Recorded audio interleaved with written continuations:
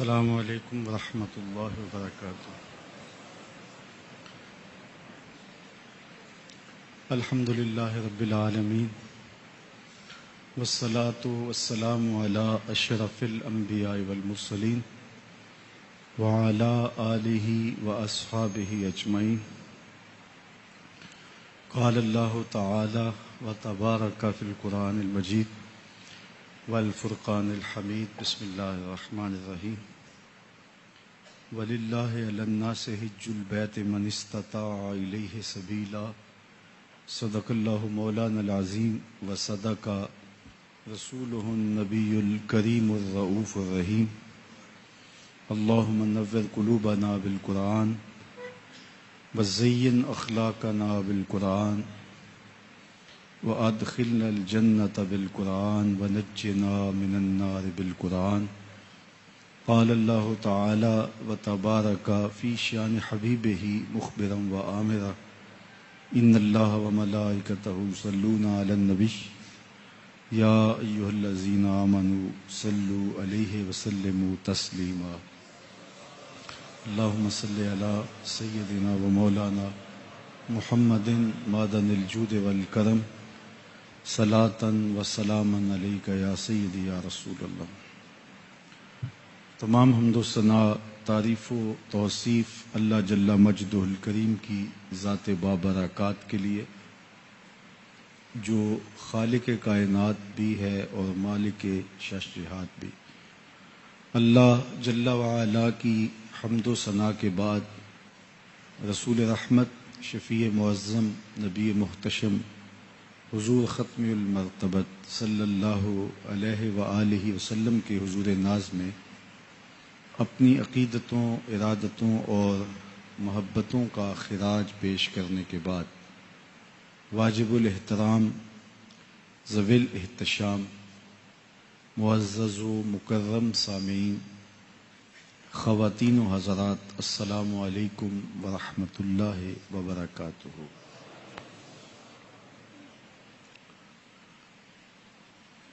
اللہ تعالیٰ جل شانہ نے اہل ایمان کو حج کی فرضیت کے ساتھ ایک ایسی عبادت کا نور نصیب کیا ہے جو اہل ایمان، اہل اسلام کے لیے، فرزندان اسلام کے لیے باہمی مساوات، یگانگت اور عالمی اجتماع کی برکتیں لیے ہوئے ہماری زندگیوں میں ایک خوبصورت تبدیلی پیدا کرتا ہے، اور ہم بذریعہ حج پوری دنیا سے مربوط بھی ہوتے ہیں، اپنے رب سے قریب بھی ہوتے ہیں۔ سادگی، عاجزی، مساوات اور دیگر نعمتوں سے مالا مال بھی۔ گزشتہ خطبات جمعات المبارک میں حج کے حوالے سے کچھ باتیں آپ نے سماعت کی۔ حج کے بنیادی رکن دو ہیں، وقوف عرفہ اور طواف زیارت۔ منا میں، مزدلفہ میں حاضر ہونا اور قربانی پیش کرنا، سر منڈوانا، رمی جمار کرنا، یہ حج کے واجبات میں سے ہیں۔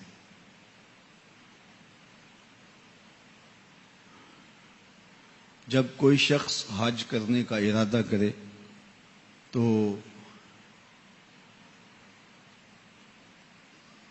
وہ رخصت ہونے سے پہلے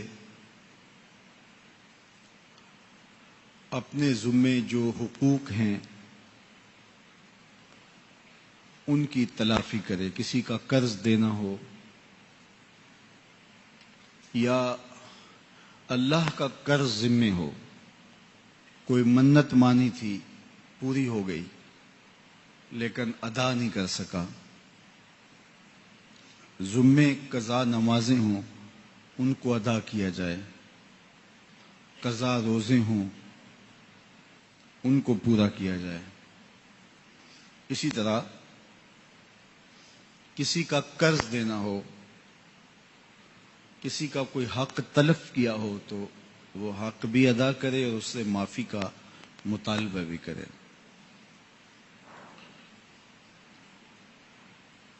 حاجی کو حج پر جانے سے پہلے عزیزوں کو، رشتہ داروں کو، دوستوں کو، تعلق داروں کو خود ملنے کے لیے جانا چاہیے اور حقوق کے حوالے سے جو معاملے ہیں ان کی تلافی کرنی چاہیے. اصول یہ ہے کہ جب کوئی حج پہ یا عمرے پہ جائے تو جانے سے پہلے وہ لوگوں کو ملنے جائے اور جب وہ آئے تو لوگ اس سے ملنے آئیں، کیونکہ اس میں اس کو فائدہ اور اس کی ضرورت ہے کہ وہ لوگوں کو ملنے جائے گا تو ان سے معافی طلب کرے گا، کوئی حقوق ہوں گے تو ان کو ادا کر پائے گا، اور جب وہ واپس آئے گا تو حاجی کے گھر میں پہنچنے سے پہلے اس کی ہر دعا مستجاب ہوتی ہے. تو اس لیے لوگ جب اس کو ملیں گے تو اس سے دعا کروائیں گے. حجاج کرام کا استقبال کرنے کے لیے لوگ اسی غرض سے جاتے ہیں تاکہ ان سے دعا کروائی جا سکے. حقوق العباد اور حقوق اللہ جو اس کے ذمے ہیں ان کو ادا کرنے کے بعد حج کے سفر پہ روانہ ہو اور میقات سے پہلے ہی حج کا احرام باندھ لے. سفر میں ہوگا تو اس کو ایسے ہی کرنا پڑے گا اگر وہ ہوائی سفر میں ہے، اور اگر وہ مدینہ المنورہ پہلے جاتا ہے تو پھر وہ میقات پہ پہنچ کے حج کا سفر باندھے، حج کا احرام باندھے. انسلی 2 چادروں میں ملبوس ہو کے فقیر بن کے اللہ کی چوکھٹ پہ حاضر ہونے کی نیت کرے. حج کی 3 قسمیں ہیں: حج قران، حج تمتع اور حج افراد. حج قران یہ ہے کہ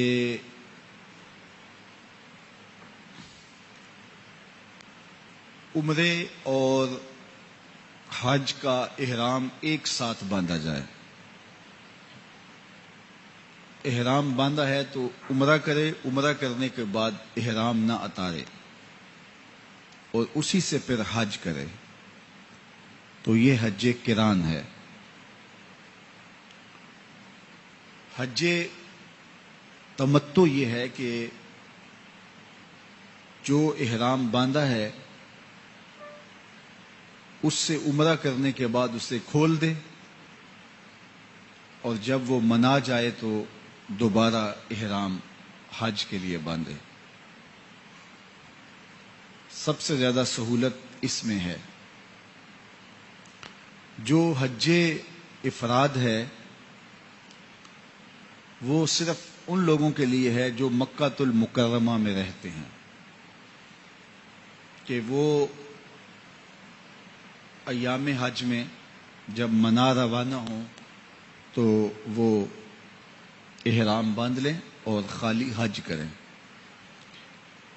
جو مفرد ہے، خالی حج کرنے والا ہے، اس کے اوپر قربانی واجب نہیں ہے۔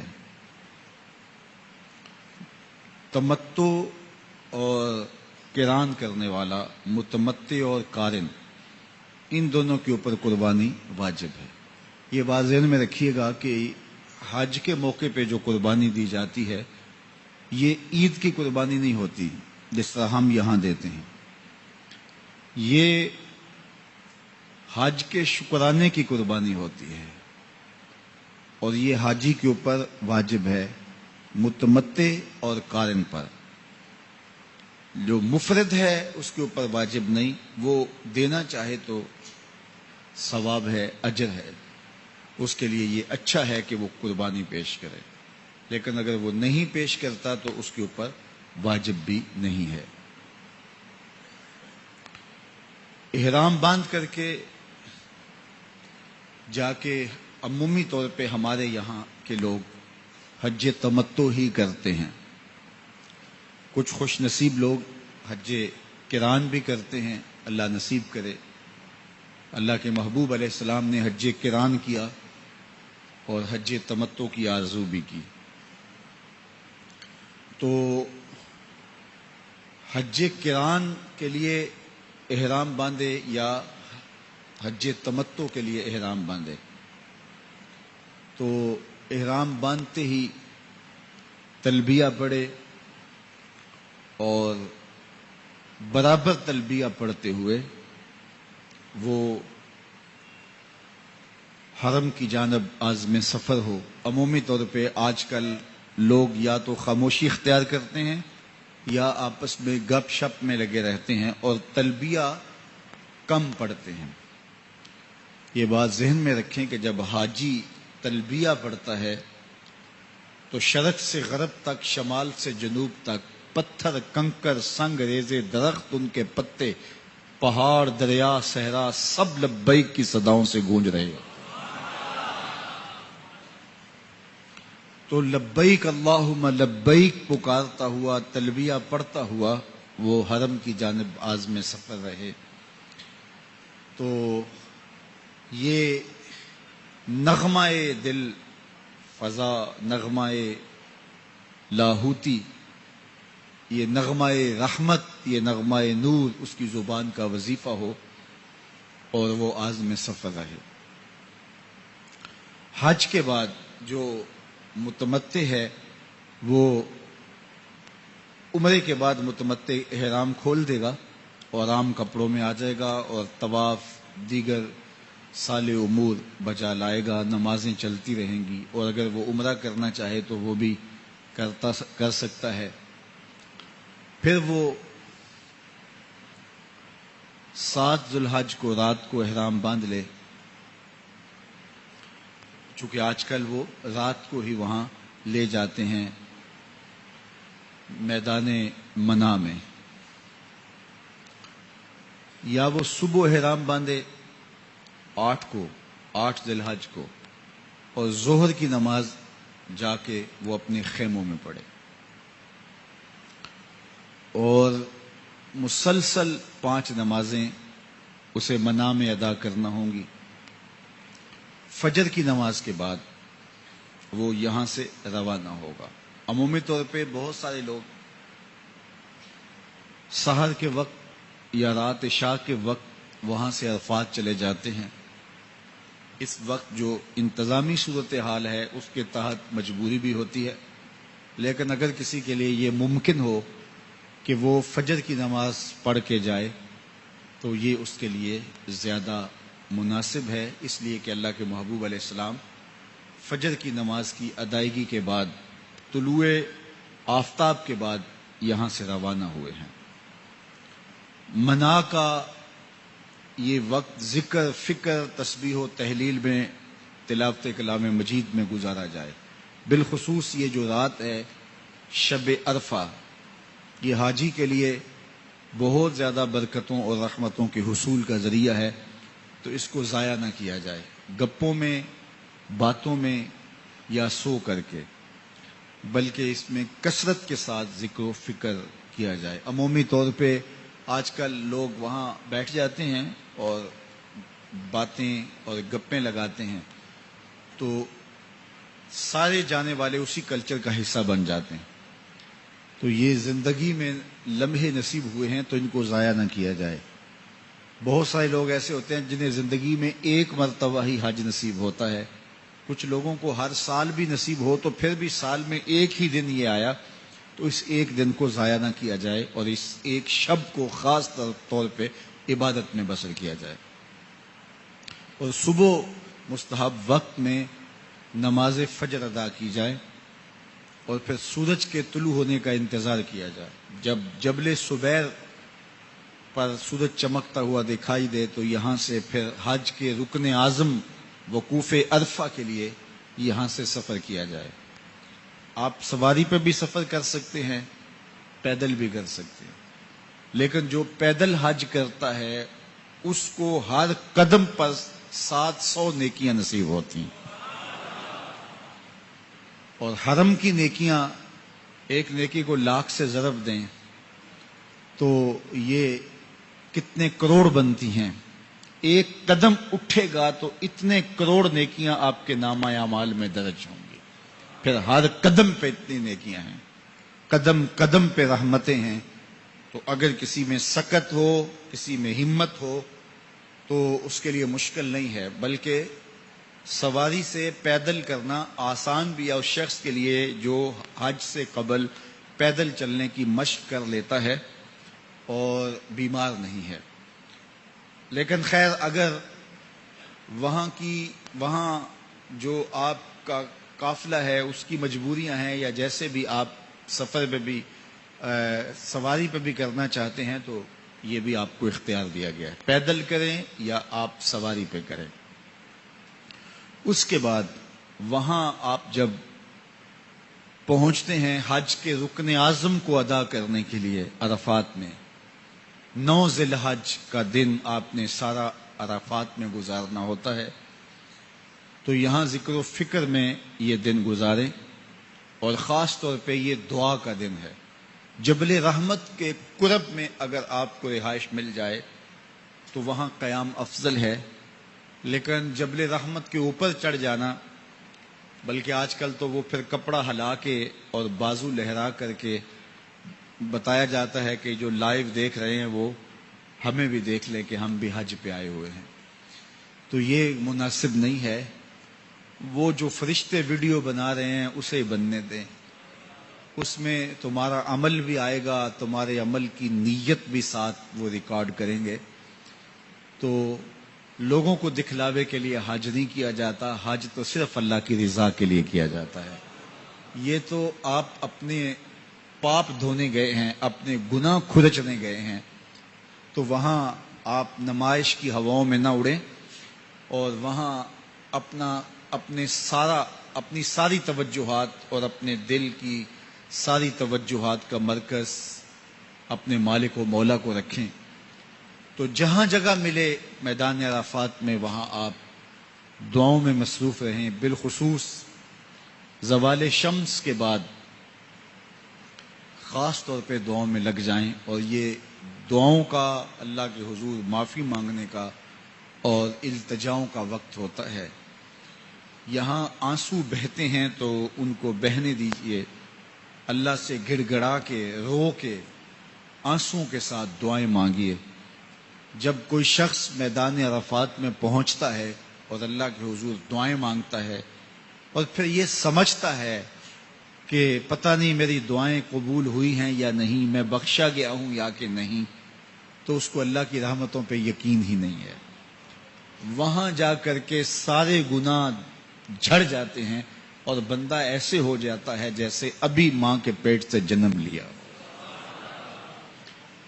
وہاں سارا دن گزارنے کے بعد مزدلفہ کی جانب روانہ ہو اور مزدلفہ کی طرف روانگی سورج کے غروب ہونے کے بعد شروع ہو. جب آپ کو یہ یقین ہو جائے کہ سورج غروب ہو چکا ہے تو نماز مغرب یہاں ادا نہ کریں، بلکہ عشاء کے وقت میں مغرب اور عشاء 2 نمازیں مزدلفہ میں ایک اذان اور ایک اقامت کے ساتھ آپ نے ادا کرنی ہے. مزدلفہ میں پہنچیں تو وہاں مشعر حرام کے پاس قیام نصیب ہو جائے تو یہ افضل ہے، جس طرح یہاں جبل رحمت کے قریب قیام افضل تھا۔ لیکن اگر مشعر حرام کے قریب قیام نصیب نہیں تو مزدلفہ میں جہاں بھی آپ کو جگہ مل جائے وہاں رک جانا یہ آپ کے لیے اجر و ثواب کا ذریعہ ہے، اور یہاں بھی وقوف کریں اور اللہ کے حضور دعائیں مانگیں۔ اللہ اکبر۔ اللہ کے محبوب علیہ السلام نے مزدلفہ میں جب دعا مانگی تو دعا مانگتے مانگتے اللہ کے محبوب مسکرانے لگے، تو حضرت ابو بکر صدیق رضی اللہ تعالیٰ عنہ نے کہا اضحک اللہ سنک، اللہ آپ کو ہمیشہ مسکراتا ہوا ہی رکھے۔ حضور یہ موقع مسکرانے کا نہیں تھا، تو فرمایا کہ میں نے اللہ سے دعا کی کہ اے اللہ جو میری امت کے لوگ جن سے زیادتی ہو گئی تو انہیں بھی معاف کر دے، اور میں یہ دعائیں میدان عرفات میں کرتا رہا، میری ساری دعائیں قبول ہو گئیں لیکن یہ دعا قبول نہ ہوئی، لیکن یہاں آیا تو میں اللہ کی بارگاہ میں عرض کی اور میں نے کہا مالک تیرے لیے کوئی مشکل نہیں، جن سے زیادتی ہوئی ہے تو ان کو اپنی جناب سے کچھ عطا کر کے ان کو راضی کر دے، اور میری امت کے ان لوگوں کو بھی معاف کر دے۔ تو اللہ نے میری یہ دعا بھی قبول فرما لی۔ تو حضور فرماتے ہیں کہ میں نے دیکھا کہ شیطان مٹی لے کے اپنے سر میں ڈال رہا ہے اور رو رہا ہے کہ میں تو ان کو آپس میں لڑایا اور ایک دوسرے پر زیادتیوں پر اکسایا، اور اب ان کی یہ غلطیاں بھی معاف کر دی گئیں، تو فرمایا کہ اس سے مجھے ہنسی آ گئی۔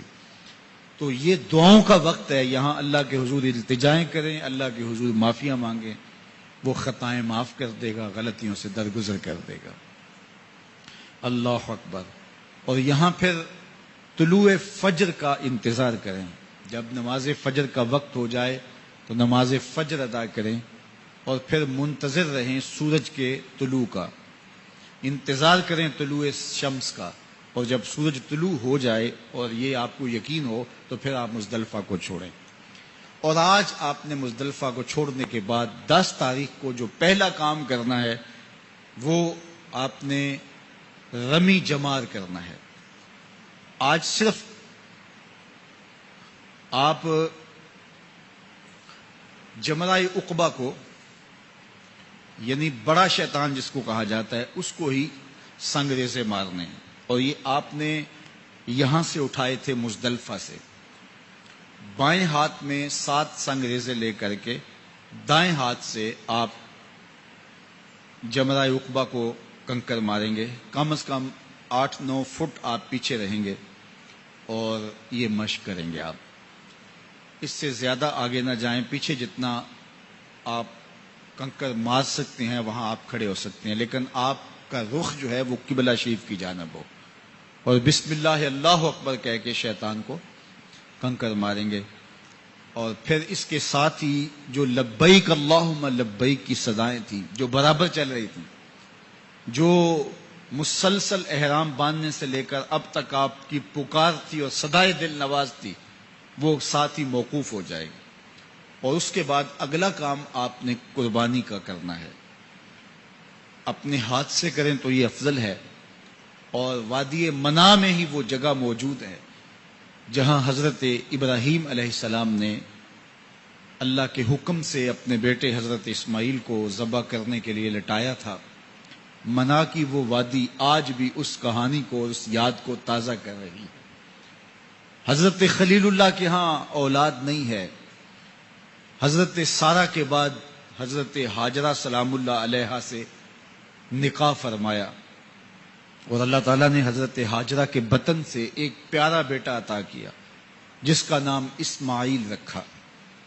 لیکن آزمائش یہ آئی، حکم یہ ہوا کہ میرے خلیل اگر مجھ سے محبت کرتے ہو تو اپنے اس بیٹے کو اور اپنی اہلیہ کو وادی غیر ذی زرع میں چھوڑ آؤ، اور اللہ کے حکم کی تعمیل کرتے ہوئے اپنی زوجہ کو اور اپنے نونہال بیٹے کو وہاں چھوڑ آئے۔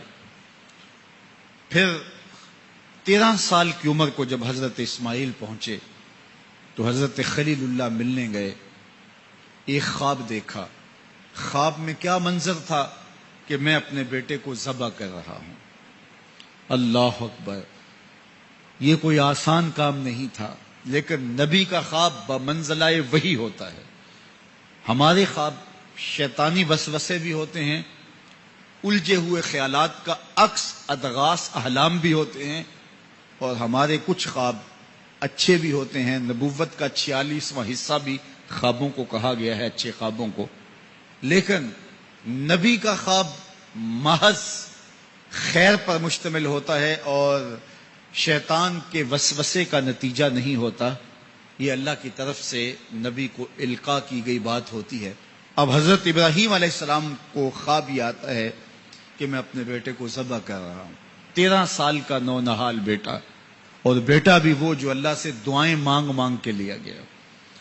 حکم ہے کہ اس بیٹے کو میری رضا کے لیے ذبح کر دو۔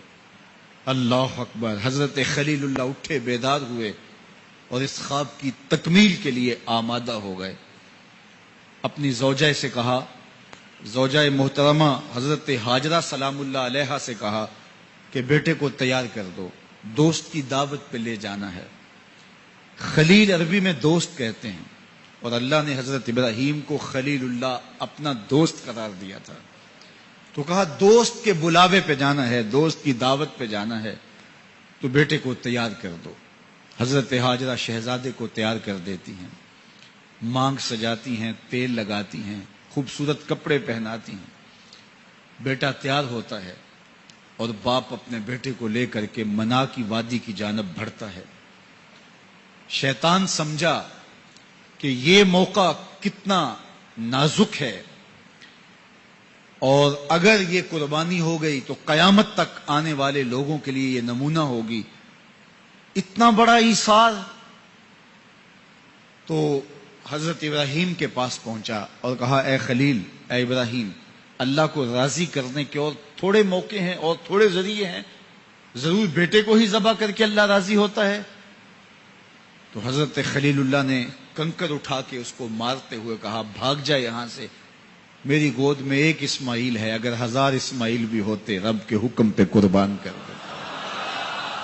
حضرت اسماعیل کے پاس آیا، تمہارا باپ تمہیں کہاں لے کے جا رہا ہے؟ کہا دوست کی دعوت پہ، ان کے دوست نے بلایا ہے، اس دعوت پہ ہم جا رہے ہیں۔ کہا نہیں نہیں، تمہیں ذبح کرنا چاہ رہا ہے اور اس کو اللہ کا حکم سمجھ رہا ہے۔ تو آپ نے بھی پتھر اٹھا کے مارا، کہا ہٹ جا میرے راستے سے۔ اسماعیل کے بدن میں ایک جان ہے، لو لو میں بھی جان ہوتی، رب کے حکم پہ قربان کر دیتا۔ ماں کی ممتا بڑی کمزور ہوتی ہے، اولاد کے لیے اس کے جذبات بڑے حساس ہوتے ہیں۔ تو سیدہ ہاجرہ کے پاس آ پہنچا، کہا ہاجرہ شہزادہ کدھر ہے؟ کہا کہ باپ بیٹے کو لے کر کے دوست کی دعوت پہ گیا ہے۔ کہا کہ وہ تو ذبح کرنے لے جا رہا ہے۔ کہا کوئی سوچ کے بات کر، وہ بیٹے کو ذبح کرے گا جس کو اللہ سے مانگ مانگ کے لیا، بڑھاپے کا سہارا، عصائے پیری، راتوں کے رت جگے، سسکیاں، آہیں اور دعائیں اور التجائیں اور تمنائیں اللہ کے حضور کر کر کے رب سے مانگ مانگ کے بیٹا لیا، اور اس کو اپنے ہاتھوں سے ذبح کر دے گا؟ بیٹا تو نالائق بھی ہو تو کوئی باپ اسے ذبح نہیں کرتا۔ یہ بیٹا، اس کی آنکھوں میں تو نور اور چمک اور روشنی نبوت کی نظر آ رہی ہے، بھلا باپ کیسے ذبح کرے گا؟ تو کہا وہ اسے اللہ کا حکم سمجھ رہا ہے۔ کہا اچھا؟ کہا ہاں۔ تو حضرت ہاجرہ نے کہا ظالم، تو کہیں شیطان تو نہیں ہے؟ میری گود میں آج ایک اسماعیل ہے، اگر رب کا حکم ہے تو 1000 اسماعیل بھی ہوتا تو قربان کر دے۔ ماں کی ممتا پہ قربان جائیے، بیٹے کی وفاداری پہ قربان جائیے، اور باپ کی اللہ کے حکم کی تعمیل اور ایثار کے جذبوں پہ قربان جائیے۔ جب وادی منا میں پہنچے تو حضرت اسماعیل علیہ السلام کو حضرت خلیل اللہ نے کہا یا بنیا، اے میرے بیٹے، کتنا دل آویز لہجہ ہے، کتنا پیار ٹپک رہا ہے۔ اے میرے بیٹے، میں نے خواب دیکھا ہے۔ خواب کیا دیکھا ہے؟ کہ میں یہ خواب دیکھ رہا ہوں کہ میں تجھے ذبح کر رہا ہوں۔ فانظر ماذا ترا، اب تو بتا تیری رائے کیا ہے۔ باپ بیٹے سے کہے کہ میں تمہیں ذبح کر رہا ہوں تو بیٹے کا انداز کیا ہوگا؟ آج تو باپ کسی بیٹے کو زیادہ محبت سے نواز دے تو دوسرے بیٹے شکایت کناں ہو جاتے ہیں کہ ہمارا باپ ظالم ہو گیا ہے. کسی وجہ سے کسی کو ترجیح دے دے، اپنے مال میں سے کسی کو کچھ زیادہ دے دے اور وہ اس کا اختیاری مال ہو، لیکن اس کے باوجود بھی وہ اپنے چچاؤں کو، عزیزوں کو، رشتہ داروں کو کہتے ہیں جناب ہمارا باپ منصف نہیں رہا، ہمارا باپ زیادتی کر رہا ہے. یار یہاں باپ بیٹے کو کہہ رہا ہے کہ بیٹا میں تجھے ذبح کر رہا ہوں، بیٹے کے تیور نہیں بدلتے. یہ فیضان نظر تھا یا کہ مکتب کی کرامت تھی؟ سکھائے کس نے اسماعیل کو آداب فرزندی؟ باپ نے کہا بیٹا میں تجھے ذبح کر رہا ہوں. بیٹے کا دل آویز جواب سنیے. بیٹا سر جھکا دیتا، امتثال امر تھا، حکم کی تعمیل تھی. بیٹا کہتا جی جیسے آپ کی مرضی، یہ بھی امتثال امر تھا. بیٹا خاموشی سے جھک جاتا، یہ بھی امتثال امر تھا. گردن رکھ دیتا، یہ امتثال امر تھا. بیٹا کہتا جی جیسے آپ چاہیں، امتثال امر تھا. لیکن بیٹے نے جو جواب دیا قیامت تک اس کو بھی سنہری حروف سے لکھا جائے گا. باپ نے کہا بیٹا میں تجھ کو ذبح کرنا چاہ رہا ہوں. جواب کیا آیا؟ یا آباتے، اے میرے ابو. ذرا دیکھیے باپ کا یہ کہنا کہ میں تمہیں ذبح کر رہا ہوں، اس کے جواب میں تیور نہیں بدلتے، چہرے پر جلال اور غصہ اور عجیب سی کیفیت پیدا نہیں ہوتی کہ میرے باپ آپ کیا بول رہے ہیں. لیکن جب باپ بولا بیٹا میں تجھ کو ذبح کرنا چاہ رہا ہوں تو فرما بردار بیٹا کیا بولتا؟ یا آباتے، اے میرے باپ. اللہ اکبر. تم تو ذبح کرنا چاہتے ہو. یا آبا تفعل ما تومر. ابو ذبح کیا ہے، جو کرنا ہے کیجئے. یہ نہیں کہا کہ ذبح کرنا چاہتے ہیں ہاں ذبح کر لیجئے. ذبح کا جواب ذبح سے دینا یہ مکمل فرما برداری تھی. باپ کہتا یا آبا یا بنیا، اے میرے بیٹے میں نے خواب دیکھا ہے میں تجھے ذبح کر رہا ہوں. تو بیٹا کہتا ہاں مجھے ذبح کر لیجئے. یا آبا تذبح، ہاں مجھے ذبح کر لیجئے. لیکن بیٹا یہ نہیں کہتا کہ ذبح کر لیجئے. ذبح کا جواب ذبح میں نہیں کہا بلکہ جواب 2 قدم آگے بڑھ کے دیا. یا آبا تفعل ما تومر. ماں میں عموم ہے، ابو ذبح کیا، جو بھی کرنا ہے کیجئے. رہی بات میری، گردن پہ چھری چلے گی، بدن تو تڑپے گا، لیکن ستاجدونی انشاءاللہ من الصابرین. میرے رب نے چاہا تو صبر کر کے دکھاؤں گا. اگر رب کے حکم کی تعمیل میں نونہال بیٹے کی گردن پہ چھری رکھنے کا عزم اور ایثار کی یہ کہانی آپ رقم کرنے جا رہے ہیں تو آپ میرا منظر بھی دیکھیں گے کہ میں تڑپوں گا بھی نہیں. یا ابا تفعل ما تومر ستجدنی انشاءاللہ من الصابرین. آپ دیکھیں گے میں صبر کر کے دکھاؤں گا. فلما اسلم وتلہ للجبین. قرآن بتاتا ہے جب دونوں راضی ہو گئے. کس بات پہ راضی ہو گئے؟ فلاں نمبر کی گاڑی خرید لیں، فلاں بنگلہ خرید لیں، فلاں فیکٹری خرید لیں. باپ اور بیٹے نے یہ طے کیا نہیں. باپ ذبح کرنے پہ راضی ہو گیا اور بیٹا ذبح ہونے پہ راضی ہو گیا. فلما اسلم. ایک تو ہمارا اسلام ہے، یہاں دیکھو ان کا اسلام. الاسلام گردن نہادن. اسلام کا معنی یہ ہے گردن رکھ دینا، اپنی مرضی چھوڑ دینا. فلما اسلم. جب دونوں نے گردنیں رکھ دی، دونوں نے جو ہے وہ یہ طے کر لیا. باپ نے ذبح کرنے کا طے کر لیا، بیٹا نے ذبح ہونے کا طے کر لیا. وَتَلَّهُ لِلْجَبِينِ. اور باپ نے بیٹے کو پیشانی کے بل لٹایا. اس پر 2 قول ہیں. تَلَّهُ لِلْجَبِينِ، پیشانی کے بل یوں لٹایا کہ الٹا لٹایا تاکہ پیچھے سے ذبح کریں، بیٹے کا من موہنا چہرہ سامنے نہ ہو، ذبح کرنے میں رکاوٹ نہ بن جائے. کوئی بیٹا معمولی تو نہیں، اس کی پیشانی میں نبوت کے اجالے چمک رہے. تو بیٹے کو لٹا دیا اور الٹا لٹایا. تلہ للجبین، پیشانی کے بل لٹایا. لیکن مفسرین کی ایک جماعت نے کہا نہیں، الٹا نہیں لٹایا. تو تلہ للجبین کا معنی کیا ہوا؟ جس طرح ہم آپ جانور کو ذبح کرتے ہیں تو اس کی گردن کو خم دے کے پیچھے زمین پہ لگا دیتے ہیں تاکہ اس کی رگیں تن جائیں اور گردن کھل جائے اور چھری پھیرنے میں آسانی ہو اور جلدی سے جو ہے وہ رگیں کٹ جائیں. کہا کہ بیٹے کی ریشم جیسی نازک گردن کو موڑ کے پتھر پر پیشانی کو لگایا. اللہ اکبر. بیٹے کو رسیوں سے باندھا ہوا تھا اور اپنی آنکھوں پہ پٹی باندھی ہوئی تھی, اور یہ بیٹے نے کہا تھا ابو مجھے رسیوں میں جکڑ لے, شدت کی درد ہوگی کہیں تڑپ نہ جاؤں, اور ایسا نہ ہو کہ رب کے حکم کی تعمیل میں آپ کو تاخیر نہ ہو. تو باپ نے اپنے ہاتھوں سے اپنے بیٹے کو جکڑا تھا, لیکن جو ہی چھری پکڑ کے باپ بیٹے کو ذبح کرنے لگا, بیٹے نے آواز دی ابا جان رک جائیے. کیوں بیٹا پروگرام تبدیل ہو گیا؟ کہا نہیں, یہ میری رسیاں اتار دیجئے. بیٹا کیوں اتاروں؟ خود تو کہا تھا مجھے رسیوں سے جکڑ لو.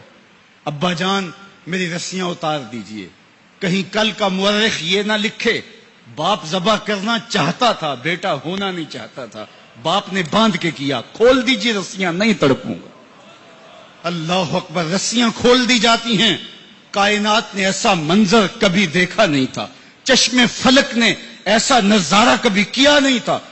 منا کی وادی ہے, فولاد جیسے پگھلے ہوئے پہاڑ ہیں, آسمان سے فرشتے بھی جھک جھک کے حورے غلمان اور رضوان جنت بھی دیکھ رہے ہیں. مالک قیامت آنے والی ہے. کہا فرشتوں تم نے کہا تھا انسان کو خلیفہ بنایا جا رہا ہے, یہ تو لڑائی کریں گے, سجدے تو ہم کریں گے, ذرا میرے بندے کی اس انوکھی ادا کو بھی تو دیکھو. لاؤ سارے سجدے, اپنے قیام لاؤ, اپنے رکوع اور اپنے سجود لاؤ, اور میرے بندے کے اس جذبہ ایثار کے مقابلے میں رکھو.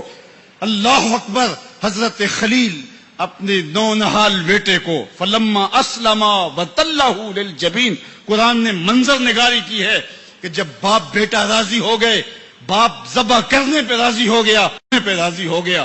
منا کی وادی ہے, کوئی تیسرا شخص نہیں ہے, پگھلے ہوئے پہاڑ ہیں, آسمان کا منظر ہے, ہاتھوں میں چھری پکڑی ہے, زمین تھررانے لگی, عرش کانپنے لگا, وادی پہ راشا تاری ہے, سورج سے یہ منظر نہیں دیکھا جا رہا, کارکنان قضاء و قدر کی چیخیں نکل رہی ہیں, مالک یہ کیا ہونے جا رہا ہے؟ کہا ذرا میرے بندے کی ادا تو دیکھو.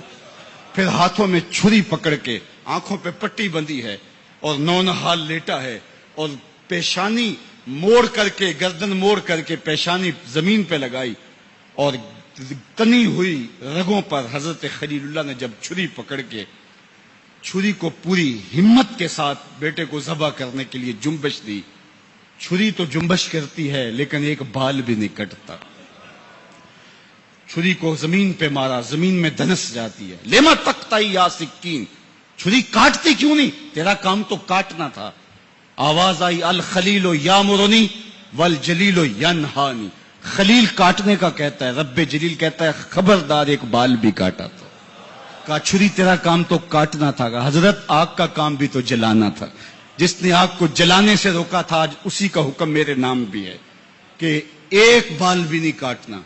اس سے راستہ اختیار کیا جا سکتا تھا نکلنے کا. میں نے تو چھری چلائی, اب کیا کروں؟ چھری نے کام نہیں کیا. شکر ہوا بیٹا بچ گیا, لیکن نہیں. خلیل سمجھے شاید کوئی دل میں نرمی پیدا ہوئی تو رب نے چھری کو روک دیا. چھری کو پھر پتھر پہ رگڑا, تیز کیا, اور چھری کی نوک کو نازک گلے پہ رکھ کے پورا وزن ڈال دیا. گلا کٹ گیا, خون بہنے لگا. حضرت خلیل خوش ہو گئے. کتنا مشکل کام تھا بیٹے کو ذبح کرنا, میں کر دیا. جلدی سے آنکھوں سے پٹی کھولی تو کہا, دیکھا کیا کہ منظر بدلا ہوا تھا. بیٹا سمجھ کے جسے ذبح کیا تھا وہ بیٹا نہیں تھا, وہ دمبا تھا.